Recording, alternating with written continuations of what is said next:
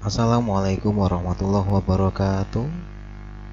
Saya Wahid Sulaiman. Selamat datang di channel saya.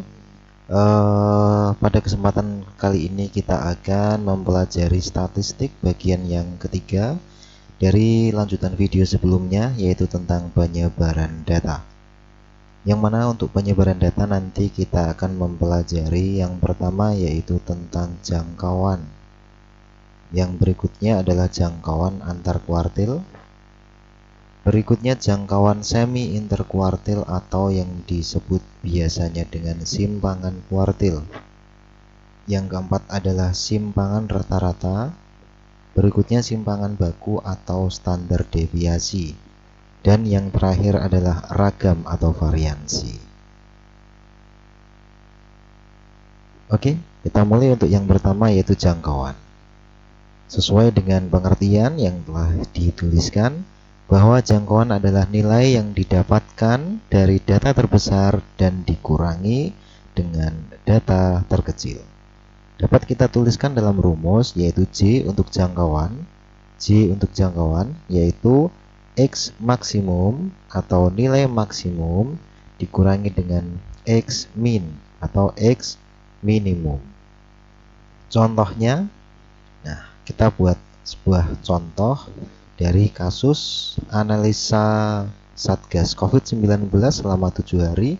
Terjadi lonjakan kasus corona setiap harinya. Jika diketahui data hari ke-1 sampai dengan ke-7 yaitu 3, 4, 6, 4, 5, 8, 10, maka tentukan jangkauan dari data tersebut. Nah, bisa kita selesaikan dengan cara kita mencari nilai maksimumnya terlebih dahulu, yaitu 10. Berikutnya adalah kita cari nilai minimumnya. Kita cari nilai minimum dari data yaitu 3. Maka jangkauan dengan rumus X maksimum dikurangi X minimum yaitu 10 maksimum dikurangi 3 minimum. Hasilnya adalah 7. Nah, jadi jangkauan dari data tersebut adalah 7. Cukup simpel. Oke, kita lanjutkan untuk yang kedua, yaitu jangkauan antar kuartil. Jangkauan antar kuartil adalah nilai yang didapatkan dari nilai kuartil atas dikurangi nilai kuartil bawah.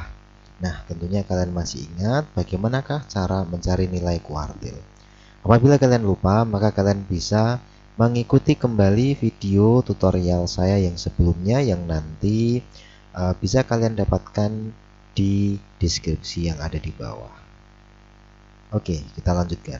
Jangkauan antar kuartil bisa kita tuliskan dengan rumus H jangkauan antar kuartil yaitu H3 atau kuartil atas dikurangi H1 kuartil bawah. Contoh soalnya.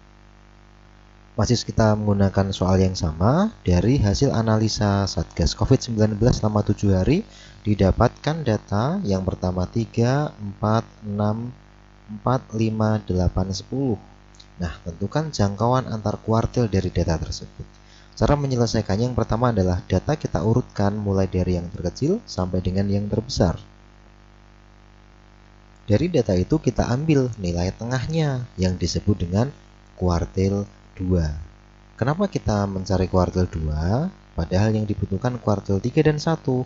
Nah, ini hanya untuk memudahkan saja. Datanya 1, 2, 3, 4, 5, 6, 7. Ada 7 data, artinya itu adalah nilai ganjil. Nah, tengah-tengahnya tentunya data keempat, yaitu angka 5. Ini sebagai kuartil 2. Nah, di sebelah kirinya tinggal 3 angka, 3, 4, 4. Nah, kita ambil tengah-tengahnya lagi, angka 4. Ini sebagai kuartil 1. Berikutnya kita pindah ke kanan, tinggal 3 angka juga, 6, 8, 10. Nah, tentunya jelas angka yang berada di tengah-tengah adalah 8. Ini yang kita sebut dengan kuartil 3. Sehingga kita dapatkan kuartil 1-nya 4, kuartil 2-nya 5, kuartil 3-nya 8. Untuk mencari jangkauan antar kuartil, dapat kita peroleh kuartil 3 dikurangi kuartil 1. Nah, kuartil 3-nya 8 dikurangi kuartil 1-nya 4, sehingga jangkauan antar kuartilnya adalah 4. Nah, begitu. Kita lanjutkan. Yang selanjutnya atau yang ketiga yaitu simpangan semi interkuartil. Nah, hati-hati karena namanya cukup panjang. Ini sering sekali disebut dengan simpangan kuartil. Yang mana simpangan kuartil adalah nilai yang didapatkan setengah dari nilai kuartil atas dikurangi nilai kuartil bawah. Nah, supaya lebih simpel, lebih mudah, nah ini dia SHI simpangan kuartil. Bisa kita dapatkan dengan cara setengah dari kuartil 3 dikurangi kuartil 1. Kuartil atas dikurangi kuartil bawah. Oke, contohnya. Kita masih menggunakan data yang sama seperti tadi supaya lebih mudah. Karena kita masih menggunakan data kuartil 3 dikurangi kuartil 1, namun dikalikan dengan setengah. Nah, sama artinya dengan nanti dibagi 2. Berarti kita masih butuh kuartil, sehingga caranya masih sama. Pertama, data diurutkan. Berikutnya, kita mencari nilai kuartil tengah atau Q2. Berikutnya, carilah kuartil 1. Next, kuartil 3. Yang mana kita akan mendapatkan kuartil 1 4, kuartil 2 5, dan kuartil 3-nya 8. Untuk mencari simpangan kuartil dapat kita peroleh setengah kali Q3, kuartil 3 dikurangi kuartil 1. Setengah kali kuartil 3-nya tadi 8, dikurangi kuartil 1-nya 4. Nah, ini jangan dibagi 2 dulu, tapi karena di sini ada tanda kurung yang artinya adalah didahulukan atau dihitung terlebih dahulu, maka kita hitung terlebih dahulu yang di dalam kurung. Nah, 8 dikurangi 4 hasilnya adalah 4. 1/2 atau setengah dikalikan 4, caranya tinggal kita coret saja. 4 dicoret dengan 2. Nah, nantinya 4 ini kita coret dengan 2. Hasilnya adalah 2. Nah, oke, maaf ya. Maka dari itu hasil akhir simpangan kuartil adalah 2. Oke, pembahasan yang ketiga. Kita lanjutkan. Pembahasan yang keempat, simpangan kuartil. Nah, simpangan kuartil kita singkat dengan SR gitu supaya lebih mudah dihafalkan. Hati-hati rumusnya. Nih ada apa ini? Sigma. Kemudian ini 2 garis lurus. Nah, ini adalah nilai mutlak. Apa itu nilai mutlak? Adalah nilai yang selalu positif. Kemudian ada XI, data ke I karena nanti datanya ada banyak, data ke 1, 2, 3 dan seterusnya kita namakan data ke I. Kemudian nih ada X, atasnya ada coretan namanya adalah X bar ya. X bar ini miliknya rata-rata. Berikutnya per atau dibagi dengan N kita gunakan N sebagai banyaknya data atau banyak data. Oke, contoh. Diketahui nilai ulangan matematika 5 siswa adalah 7, 8, 9, 5, dan 6. Tentukan simpangan rata-rata dari nilai tersebut. Caranya bagaimana? Nah, pertama, untuk lebih memudahkan kalian, pertama kita harus mengetahui N-nya. Apa tadi N? Banyaknya data. Nih, banyaknya data itu ada berapa? 7, 8, 9, 5, 6. 1, 2, 3, 6. 1, 2, 3, 4, 5. Ada 5. N-nya ada 5. Berikutnya kita mencari X bar rata-rata.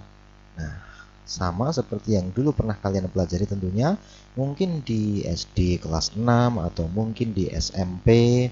Nah, itu sudah pernah dipelajari. X bar atau mencari rata-rata caranya adalah penjumlahan atau semua data dijumlahkan dibagi banyaknya data. 7 tambah 8 dan seterusnya dibagi 5. Hati-hati. Nah, 7 tambah 8 tambah 9 tambah 5 tambah 6 hasilnya 35. 35 dibagi 5 adalah 7 hasil. Oke, kalau begitu rata-ratanya 7. Belum selesai. Next. Untuk mencari simpangan rata-rata dengan rumus yang sudah kita tuliskan tadi, caranya adalah seperti ini. Simpangan rata-rata sama dengan sigma. Sigma itu artinya adalah penjumlahan atau dijumlahkan semuanya. Nilai mutlak XI dikurangi X bar. XI adalah setiap data ke I. Nih, data pertama 7, berarti di sini 7 dikurangi rata-rata. Rata-ratanya tadi berapa? 7. Nah, masukkan ke sini 7. Ditambah. Kenapa ditambah? Tuh ada sigma. ditambah dengan XI lagi, XI data ke I, data kedua berarti 8 dikurangi rata-rata, 8 kurangi 7, begitu seterusnya. 9 kurangi 7 ditambah 5 dikurangi 7 ditambah 6 dikurangi 7 per, nah apa tadi? Per N. N-nya berapa? Hati-hati, siswa sering kali salah, N-nya itu ambil dari 7, dari rata-rata ini. Hati-hati, salah. Karena N adalah banyaknya data, maka N-nya yaitu 5. Nah, dilanjut. Nah, arti dari nilai mutlak tadi, karena nilainya selalu positif, maka nanti hasil pengurangannya tidak ada yang negatif. Nilai mutlak dari 7 dikurangi 7 hasilnya adalah 0. 8 dikurangi 7, 1, jelas. 9 kurangi 7, 2. Nah, ini 5 dikurangi 7 harusnya negatif 2. Tapi karena ada nilai mutlak, nilai yang selalu positif, negatif 2, negatifnya kita anggap hilang saja. Langsung kita tulis dengan 2. Ditambah 6 dikurangi 7, negatif 1. Tapi karena nilai mutlak, maka kita cukup menuliskan dengan 1 dibagi 5. Berikutnya, simpangan rata-rata yang di atas atau pembilangnya kita hitung terlebih dahulu. 0 tambah 1 tambah 2 tambah 2 tambah 1, 6 per 5. Oke. Sehingga simpangan rata-rata apabila kita jadikan desimal hasilnya adalah 1,2. Begitu. Berikutnya yang ke berapa tadi ya? 5. Nah, simpangan baku atau standar deviasi. Nah, nih bisa kita rumuskan dengan SD supaya lebih mudah mengingatnya. Standar deviasi akar ya. Di sini ada sigma. Kalau tadi ada apa tadi namanya? Nilai mutlak. Nah, sekarang ada kurung. Tanda kurung ya, artinya nanti dihitung terlebih dahulu. XI masih sama, yaitu data ke I dikurangi X bar rata-rata dan dipangkatkan 2. Nah, ini sedikit berbeda. Kemudian dibagi dengan N. Contoh saja supaya lebih mudah. Diketahui nilai ulangan sama ya dengan tadi 78956. Datanya ada 1, 2, 3, 4, 5. Tentukan simpangan baku atau standar deviasi. Nah, pertama tentunya kita harus tahu N-nya. Banyaknya data ada 5. Berikutnya tentukan rata-rata sama dengan tadi. Nah, berikutnya standar deviasi. Hati-hati nih ya. Akar dari sigma XI. Data ke pertama 7 dikurangi rata-rata, kurangi 7, pangkatkan 2, ditambah dengan 8 dikurangi 7. Kenapa 8? Nih XI, lagi-lagi XI ya, data kedua. Data diurutkan saja, 8 dikurangi 7. Data berikutnya 9 dikurangi 7 pangkat 2 ditambah 5 kurangi 7 pangkat 2 ditambah 6 dikurangi 7 pangkat 2 dibagi dengan N. Nah, 5 banyaknya data. Bagaimanakah cara menghitungnya supaya lebih mudah? Nih, harus kita kurangkan terlebih dahulu baru kita kuadratkan ya.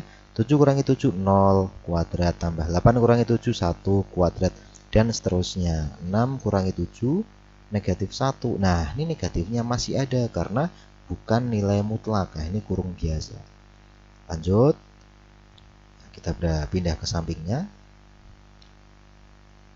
Sama ya, ini kita pindah ke sini. Nah, 0 pangkat 2, 0, 1 pangkat 2, 1 ya. Jangan 2, hati-hati, seringkali siswa salah di sini. 2 pangkat 2, 4 jelas negatif. 2 pangkat 2 itu hasilnya 4, positif ya. Jadi karena negatif dikalikan negatif itu hasilnya positif. Ini siswa juga seringkali salah di sini. Berikutnya negatif 1 pangkat 2 hasilnya juga 1. Bukan negatif 1, hati-hati. Tinggal kita jumlahkan saja. 0 tambah 1 tambah 4 tambah 5 tambah 1. Tentunya 10 per 5. Nah, karena ini bisa dicoret, maka coret saja. 10 dibagi dengan 5 hasilnya adalah 2. Hati-hati, akarnya masih ada. Sehingga hasil akhir standar deviasinya adalah akar 2. Nah, bagian yang ke-6 terakhir nih. Ragam atau variansi. Ragam atau variansi, nah ini memiliki rumus ataupun cara, yaitu standar deviasi yang dipangkatkan 2. Karena akar dipangkatkan 2 itu hilang, nah Sehingga kita peroleh rumus seperti ini. Hampir sama dengan standar deviasi, tapi akarnya dihilangkan. Nah, pengertiannya tentunya sama ya. Sigma jumlah, kemudian dipangkatkan 2, ada data ke I, ada rata-rata dan banyaknya data. Yuk langsung ke contoh saja. Diketahui nilai ulangan matematika 5 siswa masih sama dengan yang tadi. Lanjut saja. Nah, maka cara menyelesaikannya pertama tentunya tahu jumlah data 5. Berikutnya mencari rata-rata 7. Standar deviasi nih cara pertama. Tadi kan caranya standar deviasi kemudian dikuadratkan. Nah, kita bisa menggunakan cara mencari standar deviasi terlebih dahulu sama dengan tadi. Ya, setiap data dikurangi dengan rata-rata pangkatkan 2 supaya lebih cepat ya. Berikutnya tadi hasilnya adalah akar 2. Nah, untuk akar 2 ini kan standar deviasi. Untuk mencari variansi, standar deviasinya kita pangkatkan 2. Sehingga variansi adalah akar 2 pangkat 2. Caranya mencari akar 2 dikali akar 2. Berapa tuh? Akar 4. Nah, akar 4 tuh berapa? 2. Nah, dalam kaidah bilangan berpangkat di kelas 10 dulu atau mungkin kelas 9 SMP disampaikan bahwasanya dua buah bilangan pokok ataupun bilangan akar yang dikalikan, jika bilangan pokoknya sama maka hasilnya bilangan itu sendiri. Oke.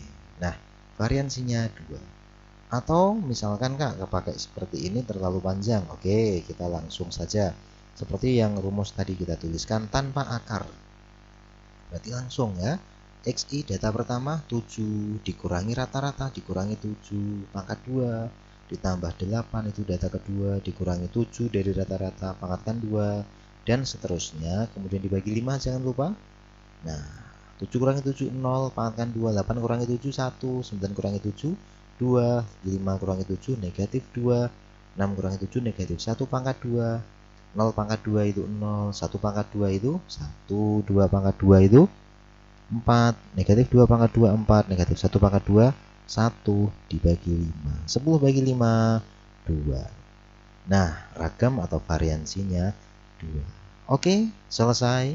Terima kasih telah menyimak video saya. Apabila kalian suka, maka silahkan klik ya jempol sebagai tanda kalian suka, dan jangan lupa subscribe sebagai dukungan kalian kepada si pembuat video supaya lebih bersemangat. Terima kasih. Silahkan disimak video saya berikutnya. Wassalamualaikum warahmatullahi wabarakatuh.